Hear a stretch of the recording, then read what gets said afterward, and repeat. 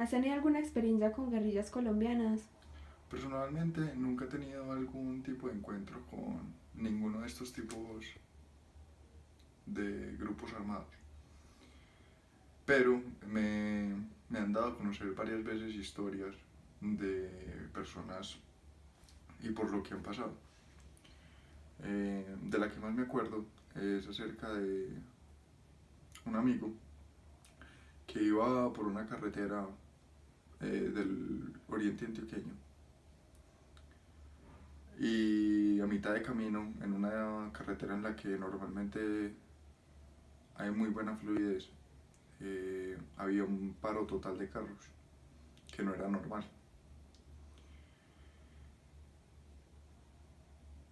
Cuando al momentico le dijeron, pues él empezó a ver uniformados que pensó que era del ejército. Entonces al principio pensó que era algún tipo de retén o cualquier forma de requisa. Pero después de un tiempo se dio cuenta de que estos uniformados no eran del ejército y no pertenecían a ningún tipo de organización del gobierno, sino que eran uno de estos, pues que pertenecían a uno de estos grupos armados. Al momento de reconocer eso, uno de los uniformados le dijo que bajara del carro. Él iba con su esposa en ese momento y al principio pues él se negó por obvias razones, pero lo terminaron sacando a la fuerza. Y al principio pues en ese momento los uniformados eran muy imponentes con la fuerza, eh, mostrando siempre pues sus armas y todo eso, para prácticamente meterle todo el miedo a la gente. De ahí lo sacaron por un camino rural, caminando, por el que no cabían carros ni ningún tipo de cosa. Y antes de que pudieran salir por ese camino se encontraron con 5 personas del ejército, de los cuales terminaron matando a 2.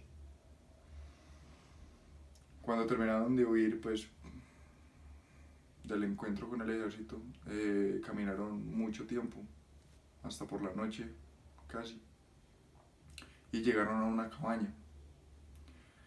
Ya en la cabaña la personalidad de todas estas personas de los grupos armados cambió. Al principio que dije que eran imponentes, que usaban mucho pues, la fuerza como para mostrar autoridad. Eh, en la finca ya, pues en la casa donde llegaron ya hablaban con los secuestrados, todo, y siempre les decían que si el ejército llegaba a la casa, lo primero que hacían era matarlos. Pero que iban a empezar a contactar a las familias eh, para, pues para ordenar un rescate, todo, y empezar a pedir plata.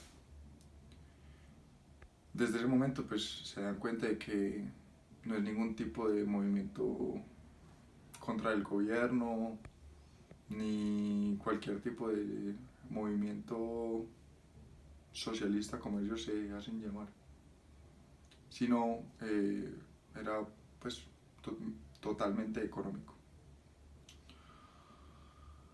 Él estuvo secuestrado prácticamente 2 semanas, en las cuales pues, los métodos de sobrevivencia eran muy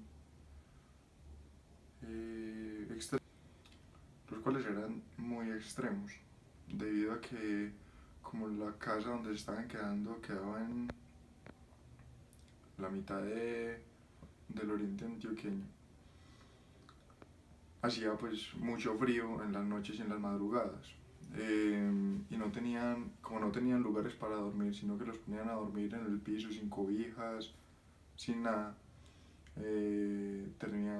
terminaban teniendo que orinarse encima para poder mantener como el calor corporal y no congelarse del frío y que no les diera hipotermia.